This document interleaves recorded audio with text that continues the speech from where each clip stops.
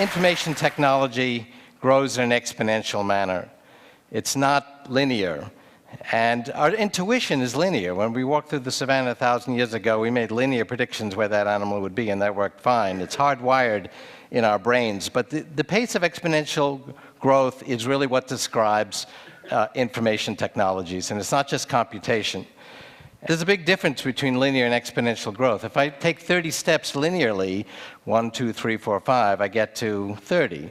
If I take 30 steps exponentially, 2, 4, 8, 16, I get to 1 billion. It makes a huge difference. And that really describes information technology. When I was a student at MIT, we all shared one computer, took up a whole building. The computer in your cell phone today is 1 million times cheaper, 1 million times smaller, 1,000 times more powerful. That's a billion-fold increase in capability per dollar that we've actually experienced since I was a student. And we're going to do it again in the next 25 years.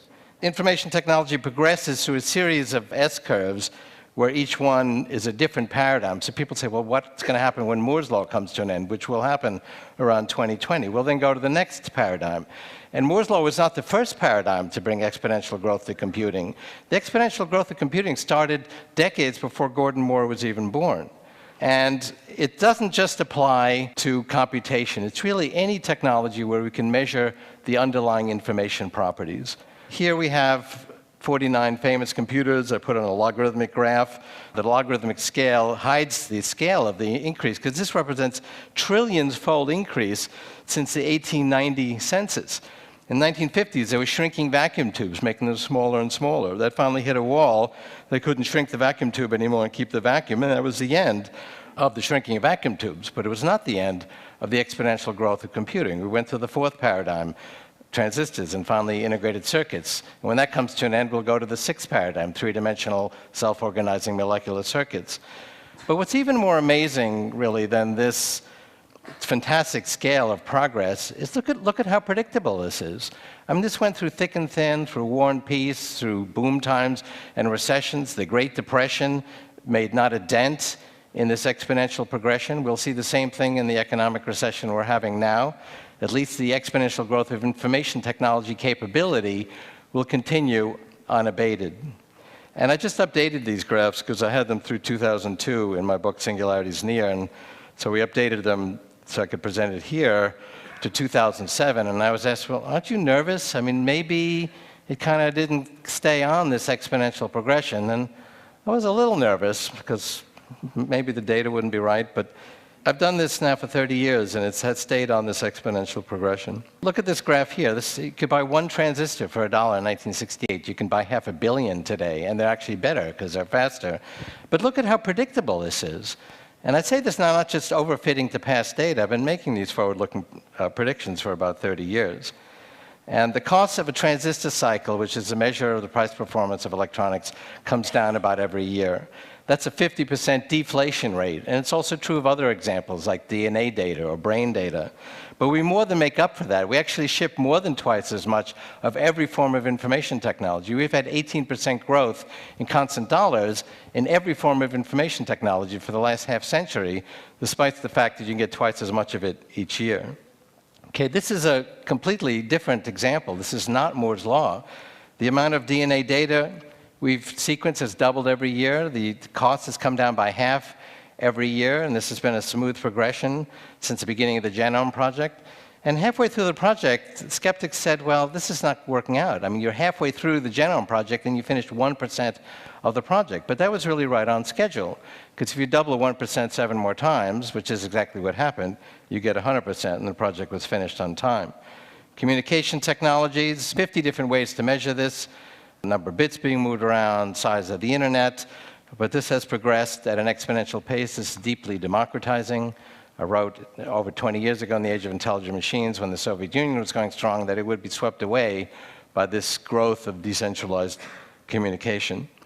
And we will have plenty of computation as we go through the 21st century to do things like simulate regions of the human brain, but where will we get the software? Some critics say, oh, well, software is stuck in the mud. But we are learning more and more about the human brain. Spatial resolution of brain scanning is doubling every year. The amount of data we're getting about the brain is doubling every year. And we're showing that we can actually turn this data into working models and simulations of brain regions. There's about 20 regions of the brain that have been modeled, simulated, and tested.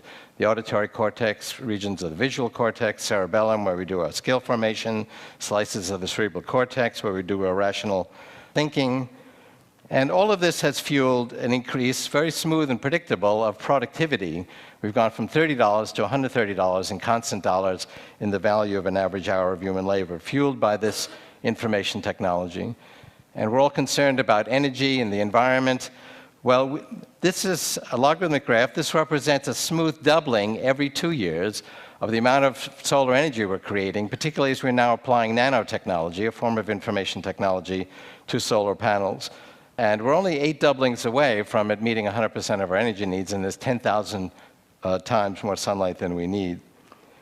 And we ultimately will merge with this technology. It's already very close to us. When I was a student, it was across campus. Now it's in our pockets. What used to take up a building now fits in our pockets. What now fits in our pockets will fit in a blood cell in 25 years. And we will begin to actually deeply influence our health and our intelligence as we get closer and closer to this technology. And based on that, we are announcing here at TED, in true TED tradition, Singularity University. It's a new university that's founded by Peter Diamandis, who's here in the audience, and myself.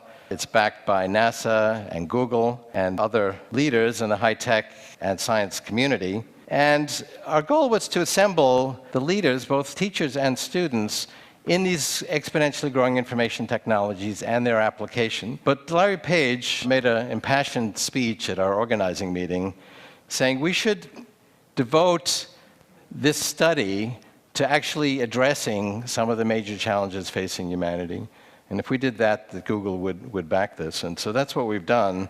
The last third of the 9-week intensive summer session will be devoted to a group project to address some major challenge of humanity, like, for example, applying the internet, which is now ubiquitous in the rural areas of China or in Africa, to bringing health information to developing areas of the world. And these projects will continue past these sessions using collaborative, interactive communication. And all the intellectual property that's created and taught will be online and available and developed online in a collaborative fashion.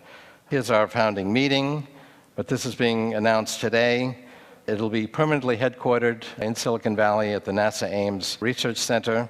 There are different programs for graduate students, for executives at different companies. The first 6 tracks here, artificial intelligence, advanced computing technologies, biotechnology, nanotechnology, are the different core areas of information technology. And then we're going to apply them to the other areas like energy, ecology, policy, law, and ethics, entrepreneurship, so that people can bring these new technologies to the world. And so we're very appreciative of the support we've gotten from both the intellectual leaders, the high-tech leaders, particularly Google and NASA. This is an exciting new venture, and we invite you to participate. Thank you very much.